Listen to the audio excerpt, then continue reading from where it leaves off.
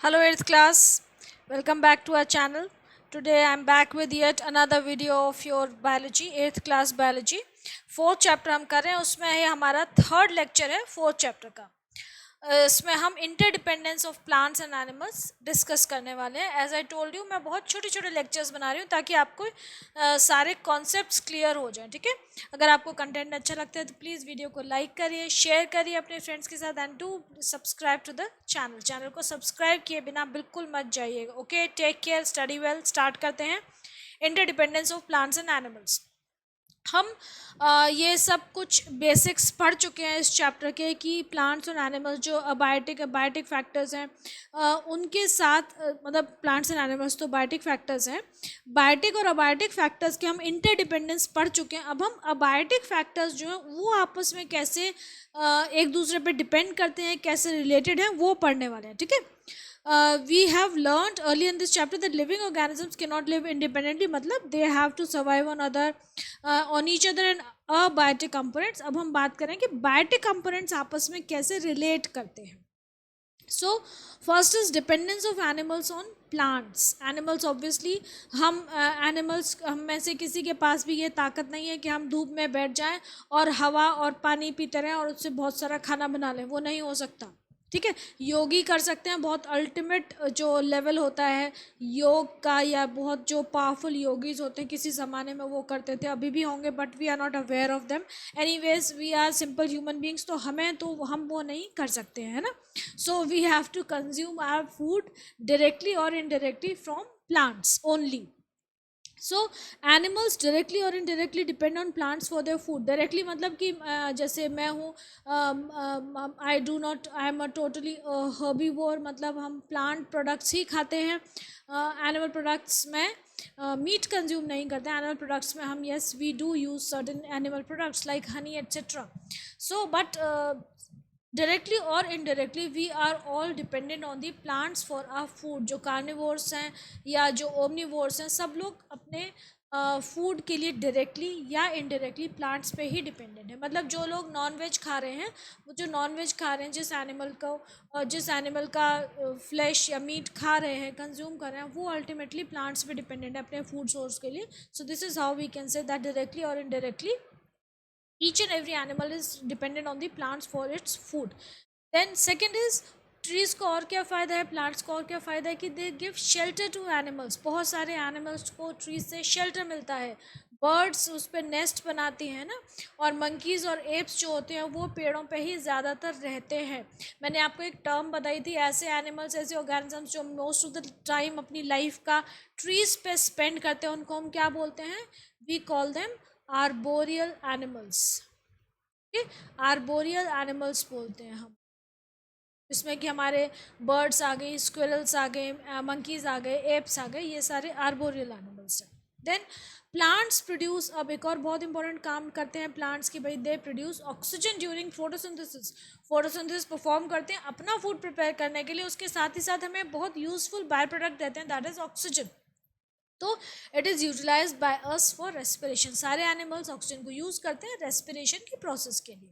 तो this is how dependence of these 2-3 points shows the dependence of animals on plants. ये याद कर लीजिएगा, ये क्वेश्चन अक्सर एग्जाम में आता है, क्योंकि 8th का इंटरनल एग्जाम होता है, आपको 2-3 पॉइंट्स लिखने को आएंगे ये। ठीक है, इंपॉर्टेंट चीज़ है ये, इसको ध्यान से याद कर लेना, इंपॉर्टेंट है ये। मेरा स्टार ना कभी ढंग से नहीं बनता, कोई बात नहीं। Okay, next is dependence of plants and animals. अब प्लांट्स कैसे डिपेंडेंट है एनिमल्स के लिए कि भाई एनिमल्स जो है वो CO2 प्रोड्यूस करते हैं रेस्पिरेशन से, और प्लांट्स उसको यूज़ करते हैं अपनी फोटोसिंथेसिस की प्रोसेस में, अपना फूड प्रिपेयर करते हैं। देन एनिमल्स जो हैं इनडायरेक्टली भी बहुत हेल्प करते हैं प्लांट्स की। कैसे कि they help in pollination of flowers. Pollination में हेल्प करते हैं ना इंसेक्ट्स और बर्ड्स और बैट्स। आपने ये पढ़ा है, ऑर्निथोफिली होती है जो और बैट्स के थ्रू होती है कैरोफिली। ये सब चीज़ें जो है मतलब पॉलिनेशन में हेल्प कर रहे हैं कि कैसे हम फ्लावर्स को पॉलिनेट कर सकते हैं। ये आप 9th क्लास में और डिटेल में पढ़ेंगे पॉलिनेशन की प्रोसेस। तो ये सारे जो हैं ये पॉलिनेशन की एजेंट्स हैं, मतलब स्प्रेड कैसे करें कि प्लांट्स बहुत जगह जगह एरियाज में ग्रो कर जाएं। Then some animals help in dispersal of fruits and seeds over large areas. Sorry, मैं पॉलिनेशन की बात कर रही हूँ। पॉलिनेशन में क्या होता है कि एंथरोस्टिग्मा को ट्रांसफ़र करते हैं ताकि फर्टिलाइजेशन हो सके, है ना। मैं पॉलिनेशन और डिस्पर्सल में मैंने आपको गलत बोल दिया। तो पॉलिनेशन में हेल्प करते हैं मतलब कि फर्टिलाइजेशन हो सके, और जो एनिमल्स हैं ये सीड्स को डिस्पर्स करने में हेल्प करते हैं, बहुत बड़े बड़े एरियाज़ में दूर दूर तक ले जाते हैं ताकि वहाँ पे जाके फिर वो प्लांट पर्टिकुलर ग्रो कर जाएगा, ठीक है। पॉलिनेशन हो गया, डिस्पर्सल हो गया, then animal excreta and the dead bodies get decompose and convert to humus. Animals जो उनका जो एक्सक्रीटा होता है बिसाइड्स उनकी जो उसके अलावा जो उनकी डेड बॉडीज होती हैं ये ह्यूमस में कन्वर्ट हो जाते हैं, सॉइल को एनरिच करते हैं, सॉइल की न्यूट्रिएंट वैल्यू बढ़ाती हैं। It acts as a manure and provides nutrients and minerals for the growth of plants. How animals help out plants. अब इनकी जो टाइप्स ऑफ इंटरडिपेंडेंस हैं इसमें कुछ टर्म्स दे रखे हैं, ये आप बिल्कुल ढंग से लर्न कर लीजिएगा, आपको आगे तक काम आएंगी। 3 टर्म्स दे रखे हैं आपको, सिम्बायोसिस, पैरासिटिज्म एंड प्रिडेशन, ठीक है। अब ध्यान से समझिएगा कि क्या क्या होती हैं। First is symbiosis. सिम्बायोसिस क्या है? ये एक ऐसी रिलेशनशिप है दो ऑर्गेनिजम्स के बीच में जिसमें कि दोनों पार्टनर्स को फायदा होता है। It is beneficial to both the partners. It is a relationship between two organisms in which both organisms get mutual benefits.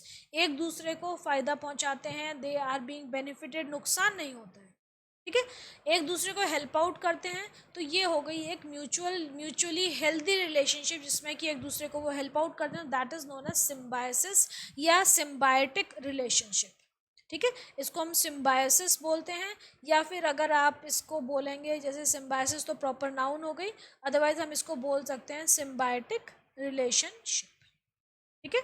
तो ये हो गई सिम्बायोटिक रिलेशनशिप। अब इसमें एग्जांपल्स दे रखे हैं इसके लाइकेन और एल्गी की। लाइकेन एक प्लांट होते हैं, सॉरी,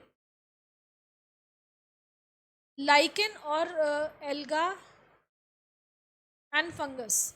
लाइकेन जो है वो एक कॉम्बिनेशन है एल्गा और फंगस का, मतलब एल्गी एक प्लांट है जिसके पास क्लोरोफिल होता है। Fungus is another kind of, actually fungus is separate category जिसके पास क्लोरोफिल नहीं होता है, ठीक है। तो क्लोरोफिल नहीं है तो वो अपना फूड सिंथेसाइज नहीं कर पाते हैं, तो वो क्या करते हैं, they are dependent on others for their food. Algae जो है उसके पास क्लोरोफिल है तो वो अपना फूड सिंथेसाइज कर लेते हैं। तो alga provides food to the fungus, और जो फंगस है क्योंकि एल्गा उसके ऊपर ग्रो करती है तो फंगस क्या करती है, उसको प्रोटेक्शन प्रोवाइड करती है, देन वाटर और मिनरल्स प्रोवाइड करती है ताकि वो जो एल्गी है, जो एल्गल प्लांट है, वो अपनी फोटोसिंथेसिस की प्रोसेस कर सके। सो दिस इज़ हाउ ये जो म्यूचुअल इनका जो कॉम्बिनेशन होता है उसको हम लाइकेन बोलते हैं। लाइकेंस क्या हैं? They are a combination of algae and fungi in which the algae and fungi help out each other. ये आप ध्यान रखिएगा, इसमें पूछ सकते हैं आपको कि एल्गी क्या प्रोवाइड करती है, तो algae provides food to the fungus, that means it performs photosynthesis. और फंगस क्या करती है, it provides protection, water and minerals to the alga, ठीक है। जैसे प्लांट्स में लीव्स और रूट्स होती है ना, तो लीव्स का काम कर रही है एल्गी और रूट्स का काम कर रही है फंगस। तो ये जो है ये कॉम्बिनेशन जो है, सिम्बायोटिक एसोसिएशन जो है, इसको हम बोलते हैं लाइकेन। ये बहुत इंपॉर्टेंट एग्जाम्पल है सिम्बायोसिस का या सिम्बायोटिक एसोसिएशन का। दूसरा एग्जाम्पल है rhizobium bacteria and leguminous plants. Legumes क्या होते हैं, लेग्यूमिनस प्लांट्स क्या होते हैं, जो लेग्यूम्स होते हैं, लेग्यूम्स को हम लेग्यूमिनस प्लांट्स बोलते हैं। लेग्यूम्स क्या होते हैं, हमारी जितनी भी पल्सेस हैं, दालें हैं जो हमारी, वो सारी लेग्यूम्स हैं। इसके अलावा ग्राउंड नट, पी, ये सब लेग्यूम्स होते हैं। इनमें क्या खास बात होती है कि ये हवा से नाइट्रोजन गैस को लेकर उसको नाइट्रेट में कन्वर्ट कर देते। जो नॉर्मल प्लांट्स होते हैं ना, वो हवा से नाइट्रोजन गैस को अब्जॉर्ब नहीं कर सकते हैं, they can only use nitrogen in the form of nitrates, जो कि सॉइल से लेते हैं। वो नाइट्रेट्स को सॉइल से लेते हैं फर्टिलाइजर के थ्रू या जो भी कंपोनेंट्स प्रेजेंट हो उनके थ्रू। तो नाइट्रेट्स जो हैं वो प्लांट की ग्रोथ के लिए बहुत ज़रूरी है। अब नाइट्रेट नहीं मिलेगा तो प्लांट की ग्रोथ जो है वो प्रॉपर नहीं होगी। तो नाइट्रेट कहाँ से मिलता है प्लांट को, सॉइल से मिलता है। लेकिन एक स्पेशल कैटेगरी है प्लांट्स की जिनको कि हम बोलते हैं लेग्यूम्स या लेग्यूमिनस प्लांट्स। इनके पास क्या खास बात होती है कि इनकी रूट्स की जो रूट्स होती हैं उनमें रूट नोड्यूल्स होते हैं, मतलब मोटे मोटे सर्कुलर स्ट्रक्चर्स होते हैं जिनको हम, ये देखो ये दिख रहे हैं ना, रूट नोड्यूल्स बोलते हैं इनको। ये स्ट्रक्चर्स हैं, ठीक है, ये क्या है, रूट नोड्यूल्स होते हैं जो इनकी रूट्स में प्रेजेंट होते हैं, और उनके अंदर क्या होता है, इनके अंदर बैक्टीरिया रहते हैं, इनके अंदर स्पेशल बैक्टीरिया रहते हैं जिनको हम बोलते हैं नाइट्रोजन फिक्सिंग बैक्टीरिया। इनको हम बोलते हैं नाइट्रोजन फिक्सिंग बैक्टीरिया। ये बैक्टीरिया क्या करते हैं, ये हवा से नाइट्रोजन गैस को लेते हैं और उसको नाइट्रेट में कन्वर्ट कर देते हैं। तो ये नाइट्रोजन जो बैक्टीरिया बड़े हेल्पफुल हैं, तो इसलिए हमारे जो लेग्यूमिनस प्लांट्स हैं ये सॉइल को नाइट्रेट में एनरिच करते हैं, नाइट्रोजन कंटेंट बढ़ाते हैं उसका। तो ये बड़े इंपॉर्टेंट है लेग्यूमिनस प्लांट्स किसी भी एक टाइप ऑफ सॉइल की फर्टिलिटी बढ़ाने के लिए। आपने शायद क्रॉप रोटेशन के बारे में सुना होगा या पढ़ा होगा अपनी साइंस में, छोटी क्लास में भी पढ़ा होगा कि क्रॉप रोटेशन में क्या होता है कि एक साल जो है वो लेग्यूमिनस क्रॉप्स ग्रो की जाते हैं जो कि सॉइल में नाइट्रोजन कंटेंट बढ़ा देते हैं, क्योंकि उसकी रूट नोड्यूल्स में नाइट्रोजन फिक्सिंग बैक्टीरिया होते हैं, तो वो सॉइल को नाइट्रोजन रिच कर देती हैं। दूसरे साल जो क्रॉप रोटेशन का मतलब क्या होगा कि एक साल आप एक क्रॉप ग्रो करिए अपने फील्ड में और दूसरे साल next year next crop grow करिए। तो एक साल लेग्यूमिनस क्रॉप ग्रो करते हैं तो उससे क्या होता है, सॉइल जो है वो नाइट्रोजन रिच हो जाता है। दूसरे साल सीरियल्स ग्रो करते हैं, मतलब अनाज, गेहूं या जो भी ज्वार मक्का है ना, जो भी क्रॉप्स हैं हमारी, जो सीरियल क्रॉप्स हैं उनको ग्रो करते हैं and they use up that nitrogen content of the soil, तो उनकी ग्रोथ भी अच्छी हो गई। नेक्स्ट ईयर फिर आपने लेग्यूम्स ग्रो कर दिए तो नाइट्रोजन एनरिच हो गया सॉइल, अगले साल फिर सीरियल्स। तो ऐसे ऑल्टरनेटिव सर्कल चलता रहता है, इसको हम बोलते हैं क्रॉप रोटेशन। कि रोटेशन में आप सीरियल्स और लेग्यूम्स को ग्रो करते हैं जिससे कि सॉइल की फर्टिलिटी बनी रहती है। अगर बार बार सीरियल्स ग्रो करेंगे तो सॉइल की जो सारी फर्टिलिटी है वो सीरियल्स यूज अप कर लेते हैं, सॉइल जो है वो बैरन हो जाता है, फिर आपको आर्टिफिशियल फर्टिलाइजर यूज करने पड़ेंगे।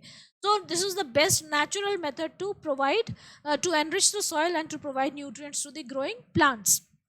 सो rhizobium bacteria and leguminous plants की बात करें, राइजोबियम बैक्टीरिया जो होते हैं they live in the root nodules of the leguminous plants like gram, pea, moong, chana, matar, मूंग की दाल, इन सब चीज़ों में, सारी पल्सेस में इनफैक्ट ये रूट नोड्यूल्स होते हैं जिनमें कि ये आपके जो नाइट्रोजन फिक्सिंग बैक्टीरिया है वो रहते हैं। एग्जाम्पल है राइजोबियम, और भी होते हैं bacteria. So they what do they take in atmospheric nitrogen and convert it into nitrates. Simple जो नाइट्रोजन गैस थी हमारी N2, उसको किस में कन्वर्ट कर दिया, नाइट्रेट में, नाइट्रेट रेडिकल में कन्वर्ट कर दिया, माइनस का साइन आएगा यहाँ पे, ठीक है, नाइट्रेट में सिंगल नेगेटिव चार्ज होता है तो नाइट्रेट रेडिकल में कन्वर्ट कर दिया। This is taken in by the plants and in return the plants provide food and shelter to the rhizobium bacteria. तो प्लांट्स जो हैं वो यूज अप कर लेते हैं नाइट्रेट्स को, और प्लांट्स जो हैं राइजोबियम बैक्टीरिया को फूड और शेल्टर प्रोवाइड करते हैं, अपने पास ग्रो करते हैं। तो this is also an example of symbiosis या सिम्बायोटिक एसोसिएशन, ठीक है। नेक्स्ट है आपका पैरासिटिज्म। अब पैरासिटिज्म क्या है, parasitism is a type of interaction in which an organism gets benefited from other organism in the form of may be food और shelter, ठीक है। इसमें क्या है, दो ऑर्गेनिजम्स हैं लेकिन बेनिफिट सिर्फ एक ही ऑर्गेनिज्म को हो रहा है, उसको खाना मिल रहा है, उसको शेल्टर मिल रहा है अपने होस्ट से। तो जिसको बेनिफिट मिलता है उसको हम क्या बोलते हैं, उसको हम बोलते हैं parasite. The organism which is being benefited from this association is known as parasite, and जो benefit provide कर रहा है उसको हम बोलते हैं host। इस कंडीशन में क्या होता है कि parasitism is always always harmful to the host. इसमें ऐसा नहीं है कि होस्ट जो है वो कंफर्टेबली उसको खाना खिला रहा है, जो पैरासाइट है उसको, ऐसा नहीं होता है। पैरासाइट ऑलवेज कॉजेज लॉस और हार्म टू द होस्ट। इस रिलेशनशिप में one partner is benefited and other is always in loss, उसको क्योंकि उसका जो रेडीमेड न्यूट्रिशन है वो चला जाता है। अब इसका बेस्ट एग्जाम्पल है, बेस्ट तो नहीं कहूँगी लेकिन एक बहुत कॉमन एग्जाम्पल है, पेट में कीड़े हो जाते हैं बच्चों के। आपने सुना होगा कि पेट में कीड़े हो गए, बच्चा कमज़ोर हो रहा है, उसको भूख बहुत लगती है, खाता बहुत है लेकिन वो कमज़ोर होता जाता है। वाई? बिकॉज सारा खाना खाया, वो अब्जॉर्ब और डाइजेस्ट हो गया, लेकिन वो जो डाइजेस्टेड न्यूट्रिएंट्स है वो कौन खा गया, वो जो पैरासाइट बैठा है इंटेस्टाइन में, वो खा गया उस न्यूट्रिशन को, वो ग्रो कर रहा है, वो रिप्रोड्यूस कर रहा है, उस जो ह्यूमन बींग्स का जो न्यूट्रिएंट है उसकी हेल्प से, और जो बच्चा है वो कमज़ोर होता जाता है. So this is an example of parasitism is tapeworm. Tapeworm में पैरासाइट है जो हमारे इंटेस्टाइन में रहता है ह्यूमन बींग्स की, और न्यूट्रिशन लेता रहता है, रेडीमेड न्यूट्रिशन अब्जॉर्ब करता रहता है, और बच्चे को, बच्चों में होता है क्योंकि बच्चे के जो स्पेशली जो मिट्टी में खेलते हैं ना, ऐसे हाथ नहीं धोते हैं, गंदी चीज़ें खा लेते हैं, गंदे हाथों से कुछ भी चीज़ खा लेते हैं, नेल्स में डर्ट होती है, इन्फेक्शन हो जाता है, तो ये सारी चीज़ें बहुत जल्दी हो जाती हैं छोटे बच्चों को specially. Okay, then head lice, जो सिर में जो जुएं होती है, they live on human head and they suck blood, so they are also a parasite. वो कोई फ़ायदा नहीं पहुंचा रहे हैं, वो सिर्फ खून चूस रहे हैं, पैरासाइट है.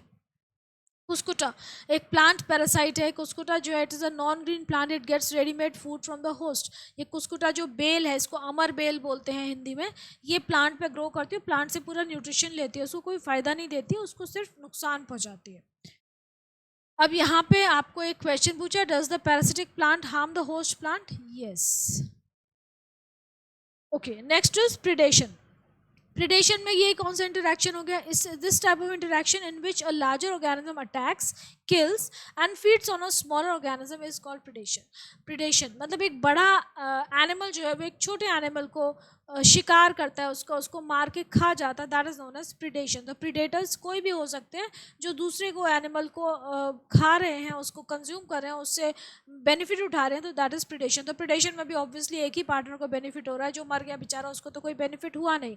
तो ये जो हमने रिलेशंस पढ़ी, इसमें सिर्फ जो पहली वाली हमने पढ़ी थी सिम्बायोटिक एसोसिएशन, उसमें जो है वो म्यूचुअल बेनिफिट होता है दोनों पार्टनर्स को. अदरवाइज पैरासिटिज्म एंड प्रिडेशन या प्रिडेटिज्म, इन दोनों में ही एक बंदे को, एक पार्टनर को फायदा होता है, दूसरा वाला हमेशा लॉस में ही रहता है. So the organism that attacks is called the predator, and the organism that gets killed is called the prey. All the carnivores except scavengers are predators. Example, lion, tiger, leopards. ये सारे जो हैं क्या हैं? Predators हैं. ये शिकार करते हैं, खाते हैं अपने शिकार को. सो दे आर ऑल प्रेडेटर्स. तो ये आपके तीन कैटेगरी हो गई. ओके, अब हम बात करें फ्लो ऑफ एनर्जी की. थोड़ी सी बात करूंगी, इसका डिटेल हम नेक्स्ट क्लास में ही स्टडी करेंगे. फ्लो ऑफ एनर्जी, देखो जो इकोसिस्टम है, इकोसिस्टम में सबसे इम्पोर्टेंट चीज़ क्या है कि एक फ्लो बना रहना चाहिए. सारे जितने भी कॉन्स्टिट्यूएंट्स हैं ना, चाहे वो मिनरल्स हो, चाहे वाटर हो, चाहे एनर्जी हो, कोई भी चीज़ है, उसका सर्कुलेशन, वो हमेशा सर्कुलेशन में रहनी चाहिए, तो वो हमेशा ढंग से ग्रो करती है. अगर कोई चीज़ स्टैगनेंट हो जाएगी, जैसे आपने सुना हुआ है कि पानी रुक जाए तो पानी ख़राब हो जाता है ना. स्टैगनेंट वाटर में सारी गंदी चीज़ें आती है, स्मेल आती है, फाउल स्मेल आती है, मॉस्किटोज ब्रीड करते हैं, बहुत सारी प्रॉब्लम्स होती है. स्टैगनेंट वाटर हम नहीं चाहते कि हमारे आसपास हो, लेकिन फ्लोइंग वाटर हमें चाहिए क्योंकि वो क्लीन रहता है. तो ऐसे ही हर चीज़ का फ्लो बना रहना चाहिए, that gives it a power. तो फ्लो ऑफ एनर्जी की बात कर रहे हैं यहाँ पे. हमारी जो एनर्जी का जो अल्टीमेट सोर्स है वो क्या है? दैट इज़ द सन. सारी अर्थलिंग्स जो हैं, जो हम अर्थ पे जितने भी ऑर्गेनिजम्स हैं, उनका जो सोर्स ऑफ एनर्जी है that is the sun. Sun is the ultimate source of energy on this earth, हमारा जो प्लानट है इस पे. This energy is called solar energy. All the living organisms need solar energy for their survival. किसी ना किसी form में उनको सोलर एनर्जी चाहिए अपने सर्वाइवल के लिए, नहीं तो वो सर्वाइव नहीं कर सकते. ठीक है. एनिमल्स जो हैं, अब एनिमल्स जो हम लोग हैं, क्या हम सोलर एनर्जी को डायरेक्टली यूटिलाइज कर सकते हैं? हम सोलर एनर्जी को डायरेक्टली यूटिलाइज नहीं कर सकते हैं कि हम धूप में जाके बैठ जाएं, जैसे कि मैंने पहले भी बोला था लास्ट लेक्चर में, कि हम धूप में जाके बैठ जाएं और बस बैठ जाएं और पानी पीते रहें और हवा हमारी स्किन अब्जॉर्ब करती रहे, और हम जिंदा रहेंगे क्या? नहीं रहेंगे, विल डाई, बीमार हो जाएंगे, देन विल डाई.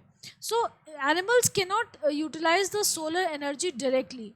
हम कैसे यूज़ करते हैं सोलर एनर्जी को? इनडायरेक्ट फॉर्म में. ग्रीन प्लांट्स उसको यूज़ अप करते हैं फोटोसिंथेसिस में, अपना फूड बनाते हैं, अपने फ्रूट्स बनाते हैं, सब कुछ बनाते हैं, और फिर हम उसको कंज्यूम करते हैं, and then we get energy. So only green plants can utilize it, क्योंकि ग्रीन प्लांट्स के पास क्या है? क्लोरोफिल. क्लोरोफिल के अंदर कुछ स्पेशल चीज़ें होती हैं जो सोलर एनर्जी को ट्रैप कर लेती हैं पैकेट्स में. सोलर एनर्जी को डिफरेंट पैकेट्स में कन्वर्ट करके स्टोर करती हैं, और उससे रिएक्शन होता है.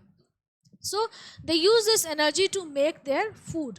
ऑल एनिमल्स वेदर हर्बीवोर्स और कार्निवोर्स डायरेक्टली और indirectly depend on plants for their food. ये जो फोटोसिंथेसिस की प्रोसेस है ये आप क्लास 10 में डिटेल में पढ़ेंगे।